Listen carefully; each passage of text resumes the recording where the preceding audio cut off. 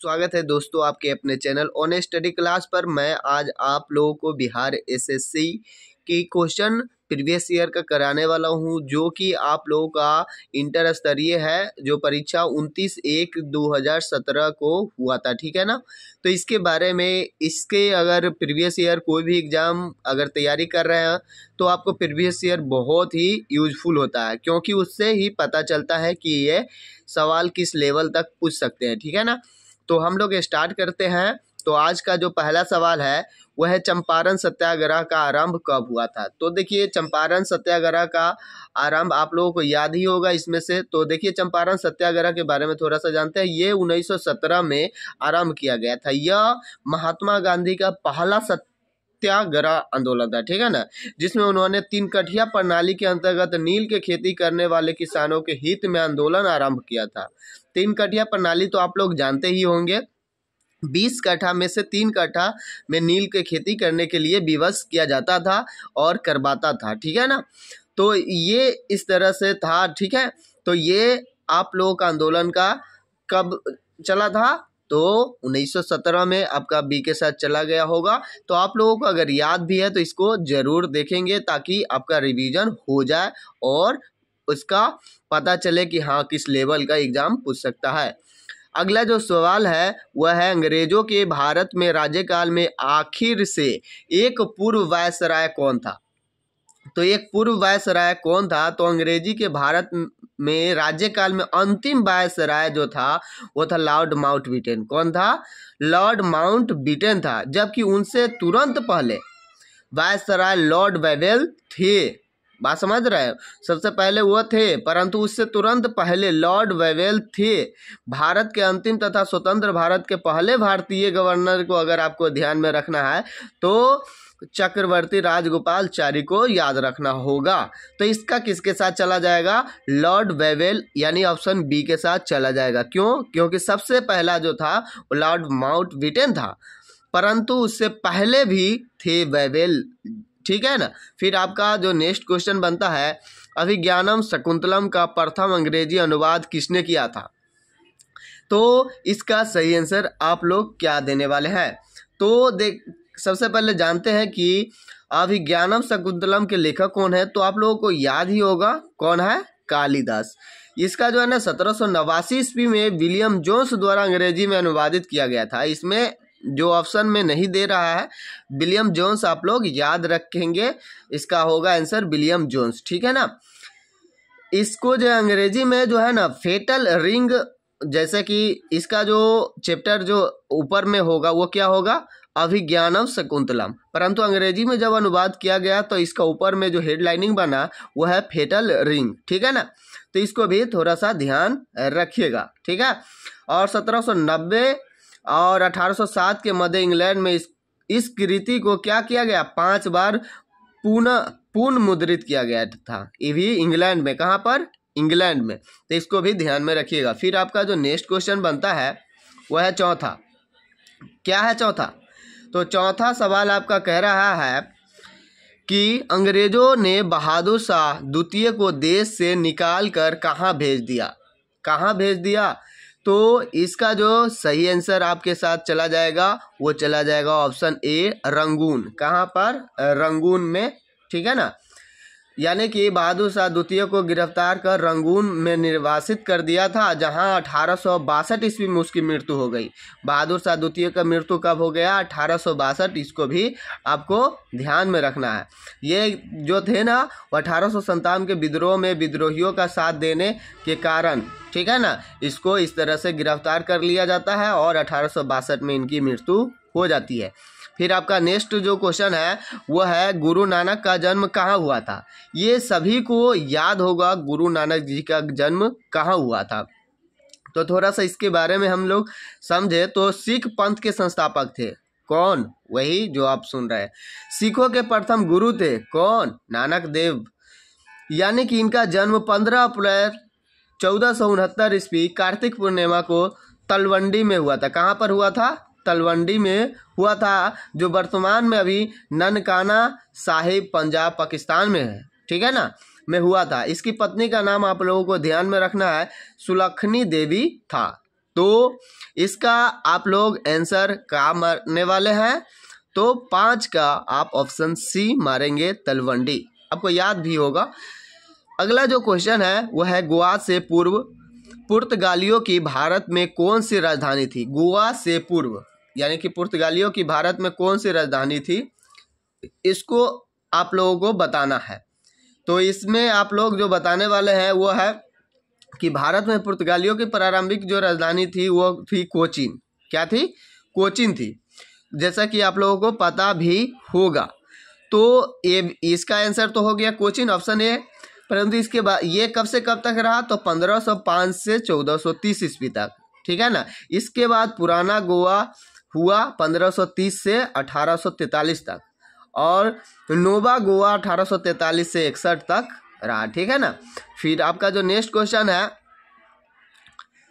अकबर के राज दरबार में कितने रत्न थे? तो ये भी सबको क्वेश्चन याद होगा कि अकबर के दरबार में 9 रत्न थे, ये सब जानते हैं। 9 रत्न, क्या? 9 रत्न। तो उनका जो ये 9 रत्न थे ना, वो इसका मतलब बहुत बड़े क्या थे? 9 विद्वान थे। 9 रत्न 9 रत्नों के रूप में जाना जाता था। जैसा कि आप लोग इसका नाम अगर आपको श्रेणी में देखा जाए तो अब्दुल फजल, फैजी मियाँ, फैजी है, और फिर मियाँ है, तानसेन है, राजा बिरबल है, फिर राजा टोडरमल है, राजा मानसी है, अब्दुल रहीम है, खाने खाना फकीर अजीउद्दीन और मिर्जा अजीज कोका होगा, ठीक है ना। फिर आपका जो नेक्स्ट क्वेश्चन बनता है, और इसका आंसर किसके साथ चला जाएगा? ऑप्शन बी के साथ चला जाएगा।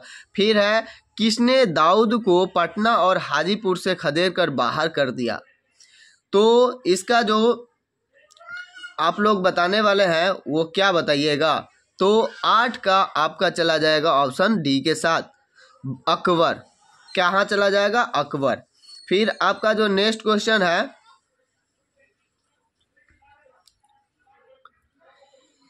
गुप्त वंश का अंतिम शासक कौन था? ये सभी को याद होगा, इसलिए इसमें कोई दिक्कत नहीं है।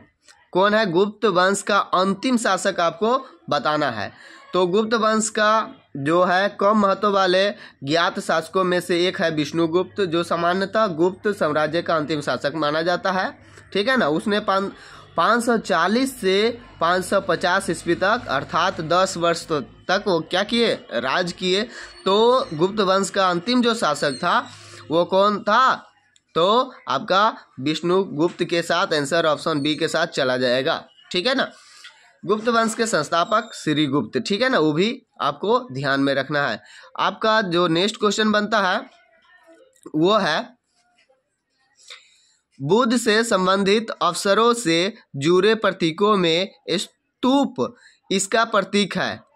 किसका प्रतीक है? तो इसका आंसर जो है आपका किसके साथ चला जाएगा? ऑप्शन ए के साथ चला जाएगा, यानी मृत्यु। फिर आपका जो नेक्स्ट क्वेश्चन आप देख पा रहे होंगे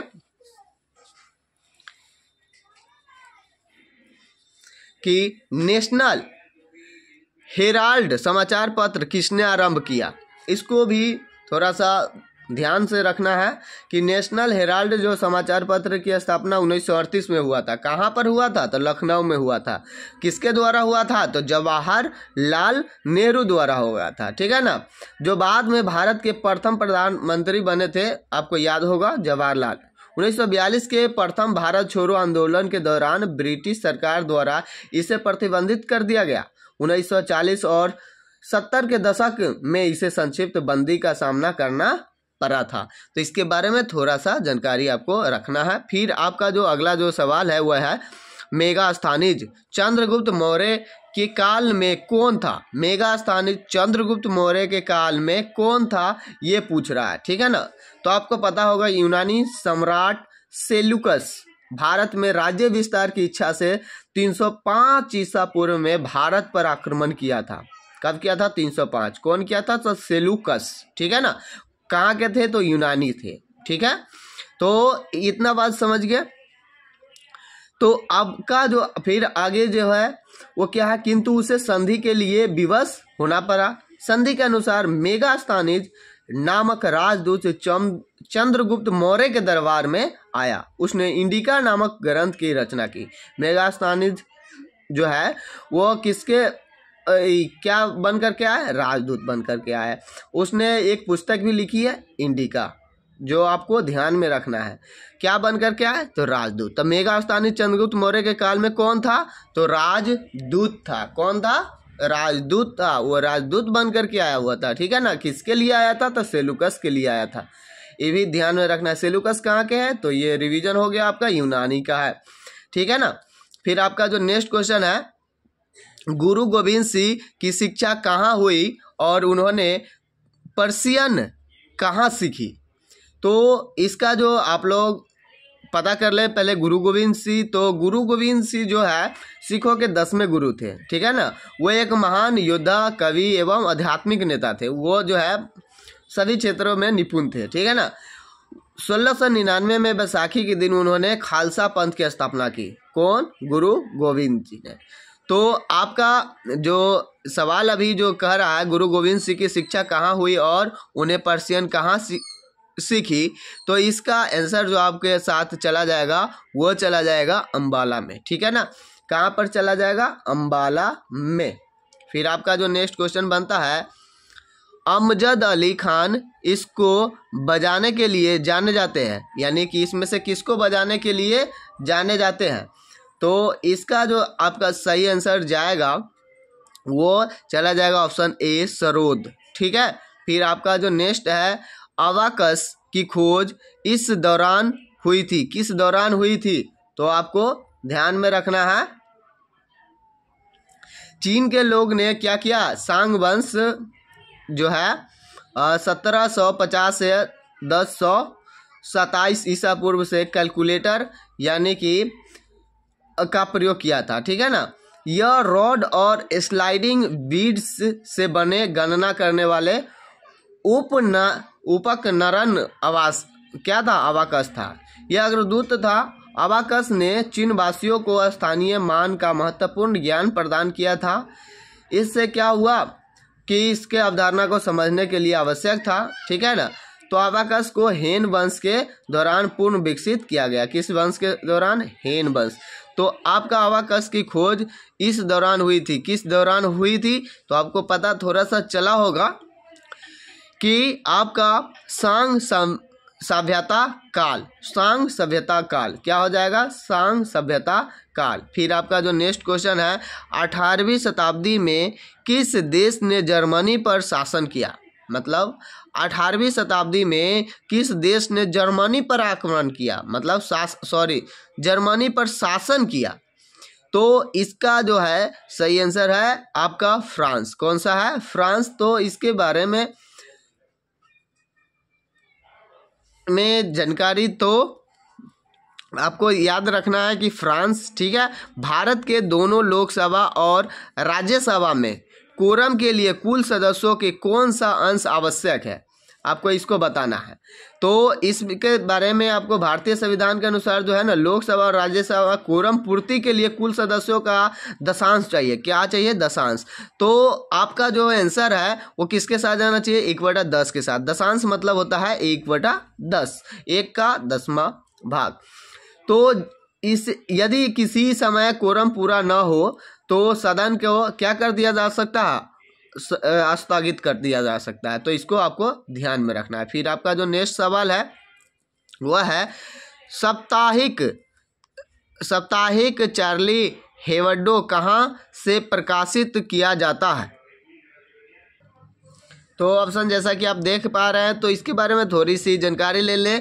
तो चार्ली जो हेब्डो है यह एक फ्रांसीसी व्यंग्यात्मक साप्ताहिक पत्रिका है, ठीक है ना, जो कार्टून, रिपोर्ट, वाद विवाद और चुटकुले पर विशेष बल देती है, ठीक है। इस पत्रिका का जो है ना पेरिस से प्रकाशित किया जाता है। कहाँ से, तो पेरिस से। इस पत्रिका में विवादित मोहम्मद कार्टून के प्रकाशित होने के बाद वर्ष 2011 और 15 में पत्रिका के कार्यालय पर 2 बार आतंकी हमला भी हुआ था। इसको भी आपको ध्यान में रखना है। तो कहाँ से प्रकाशित किया जाता है, तो पेरिस से। आपका ऑप्शन बी सही आंसर हो जाएगा। फिर आपका जो नेक्स्ट क्वेश्चन है वह है HINI इसके द्वारा होता है। किसके द्वारा होता है ये आपको बताना है।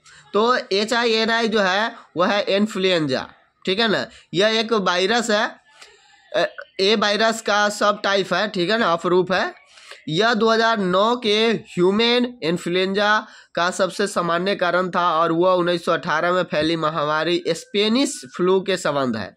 तो सार्वजनिक मीडिया द्वारा इस विकार को प्रायः स्वाइन फ्लू के नाम से संबोधित किया जाता है। तो सबसे पहले मैं इसका आंसर बता चुका हूं, तो आप लोग अंदाजा लगा सकते हैं इसका सही आंसर क्या हो जाएगा, जीवाणु। क्या हो जाएगा, जीवाणु, ऑप्शन बी, ठीक है। तो ये क्या है, इन्फ्लुएंजा, ठीक है ना। फिर आपका जो नेक्स्ट क्वेश्चन बनता है वो क्या है, क्या है क्वेश्चन, तो यहाँ एक प्रसिद्ध साहित्यिक समारोह प्रति वर्ष आयोजित किया जाता है, कहाँ पर, इसमें से ऑप्शन जो है वह है जयपुर, वाराणसी, उदयपुर, दिल्ली। तो इसके बारे में सबसे पहले हम लोग जाने तो जयपुर जो है साहित्य उत्सव का एक वार्षिक क्या है, उत्सव है, जो जयपुर यानी कि राजस्थान में है, में प्रत्येक वर्ष कब, जनवरी में आयोजित होता है। 2006 ईस्वी में मामूली रूप से शुरुआत होने वाला यह उत्सव अभी एशिया में सबसे बड़ा साहित्यिक कार्यक्रमों में से एक है, इसीलिए ये सवाल एग्जाम में आते हैं। तो जो भी सवाल जो है ना आपको क्या हो, एक तरफ से इतना स्पीड में बढ़े जैसे कि कोई ज्वलंत मुद्दा होता है ना, इसी तरह से अगर कोई जैसे कि कोई वायरल वीडियो होता है ना तो वो सभी को जानकारी होता है, तो उसी तरह से पढ़ाई के क्षेत्र में ऐसा क्षेत्र जहाँ पर वो चीज़ एकाएक जो है वो बर्निंग हो यानी कि ज्वलंत हो जाए, तो ऐसे विषयों के बारे में आपको डिटेल जानकारी होनी चाहिए, ताकि वहाँ से आपका प्रेजेंट से भी क्वेश्चन पूछ लेगा, करंट से भी, और उससे जुड़ा हुआ ऐतिहासिक से भी सवाल पूछे जाएंगे। तो इस बातों को भी आपको ध्यान में रखना है, इसके लिए आपको न्यूज़ सुनते रहना है, ठीक है। फिर आपका जो नेक्स्ट क्वेश्चन है, उत्तर प्रदेश का राजकीय फूल क्या है, तो ये भी आप लोगों को याद ही होगा, ये इसका जो है ऑप्शन बी के साथ चला जाएगा, क्या है, पलाश, क्या है, पलाश। तो उत्तर प्रदेश का जो राजकीय फूल है वो क्या हो गया, पलाश है, जिसके ढाक और टेसू के नाम से भी जाना जाता है। उसको भी पूछा जा सकता है कि पलाश को और किन किन नामों से जाना जाता है इनमें से, तो ढाक और टेसू, ठीक है ना, इसको भी ध्यान में रखना है। उत्तर प्रदेश का जो है राजकीय पक्षी सारस है और राजकीय पशु बारहसिंगा है, इसको भी आपको ध्यान में रखना है। फिर आपका जो नेक्स्ट क्वेश्चन है, वाल्मीकि राष्ट्रीय उद्यान कहाँ पर है, तो वाल्मीकि राष्ट्रीय उद्यान कहाँ पर है, तो यह एक क्या है, वन्य जीव अभ्यारण्य है, जो 1880 वर्ग किलोमीटर के क्षेत्र में फैला हुआ है। यह बिहार के पश्चिम चंपारण जिले में शिवलिक पर्वत श्रेणी के बाहरी सीमा में स्थित है। तो जैसा कि आप लोगों को पता हो गया होगा कि ये कहाँ पर है, तो वाल्मीकि राष्ट्रीय उद्यान कहाँ पर है, तो इसका जो आंसर है वो बिहार है, क्या है, बिहार है। चंपारण कहाँ पर है, बिहार में है। तो आपका नेक्स्ट क्वेश्चन जो है क्या हो जाएगा, भारत में प्रथम ऊनी कपड़ों का मिल कहाँ है, तो भले खोली गई है, तो ये सवाल है, तो आप जो है इसका आंसर आप कानपुर लगा सकते हैं, आपका एकदम सही हो जाएगा ऑप्शन सी, ठीक है। तो भारत में जो ऊनी कपड़े का जो पहली मिल है 1876 ईस्वी में उत्तर प्रदेश के कानपुर में स्थापित की गई थी, ठीक है ना। भारत में प्रथम ऊनी मिल कब स्थापित की गई थी, 1876 ईस्वी में। कहाँ की गई थी, तो उत्तर प्रदेश के कानपुर में की गई थी। इस मिल को जो है लाई इमली नाम से भी जाना जाता है, इसको भी आपको ध्यान में रखना है। इस कारखाने की स्थापना के बाद 1881 में धारीवाल यानी जो पंजाब है, 1882 में मुंबई और 1886 में बेंगलोर में ऊनी कपड़े की मिल भी स्थापित की गई। पहले कानपुर यानी उत्तर प्रदेश में, फिर जो है इसी तरह से इसका विस्तार होता गया, वो धारीवाल में गया या जो पंजाब में है, उसके बाद बेंगलोर में, ठीक है ना। तो इसको आपको ध्यान में रखना है। फिर आपका जो नेक्स्ट क्वेश्चन है वो क्या है, प्राकृतिक रेशम की कितनी मुख्य किस्में है, प्राकृतिक रेशा जो है उसका मुख्य कितने किस्में हैं, तो इसका ऑप्शन जो है बी के साथ चला जाएगा, ऑप्शन बी क्या है, 4, क्या है, 4। तो आपका जो नेक्स्ट क्वेश्चन बनता है वह है जलियांवाला बाग कहाँ पर है। ये सबको पता होगा, ऐसा कोई नहीं है जिसको नहीं पता होगा। ये है अमृतसर। आपको भी पता है, सभी को पता है। तो इस तरह के सवालों को तो छोड़ना ही नहीं है, क्योंकि ये जो है आपको बहुत नीचे ले जाएंगे। जो सबको पता है वो सबको आना चाहिए, ठीक बात है। उसी में जो नहीं सबको पता है वो आपको सिलेक्शन दिलाता है। तो अगर इस तरह के सवाल छोड़ रहे हैं तो आपका उतना मेहनत को बात समझ रहे हैं कि जो हार्ड सवाल है उससे अगर सामना कर रहे हैं, इससे बात समझ पा रहे हैं। तो चलिए, आप लोगों को पता होगा कि जलियांवाला बाग जो है अमृतसर के स्वर्ण मंदिर के पास है, ठीक है ना। ये एक छोटा सा बगीचा है ना, जहाँ पर 13 अप्रैल 1919 को क्या किया, ब्रिगेडियर जनरल का नाम भी पूछते रहता है, क्या नाम है, brigadier general Reginald Edward Dyer के नेतृत्व में निहत्थी सभा पर क्या कर चला दी गई, गोली चला दी गई। जो इसमें क्या हुआ, सैकड़ों लोग मारे गए, जैसा कि आपको पता होगा। तो इस तरह से 15 क्वेश्चन यहाँ पर कंप्लीट हुए, और जो क्वेश्चन है आगे के एपिसोड में मिलेगा आप लोगों को। अगर इस तरह के क्वेश्चन आपको चाहिए तो आप लोग जो है इस चैनल से जुड़ जाएं। अगर आप लोग नए हैं तो, अगर आप लोगों ने जुड़ गए हैं तो इस श्रेणी को देखते रहेंगे। और बिहार एसएससी के ऑब्जेक्टिव भी बना हुआ है, आप लोग प्लेलिस्ट से जा कर के उसको भी देख सकते हैं। बहुत ही इम्पोर्टेंट है, जो इसी से रिलेटेड जो क्वेश्चन है उसी को डाला गया है। तो फिर मिलते हैं नेक्स्ट वीडियो में। Thank you for watching.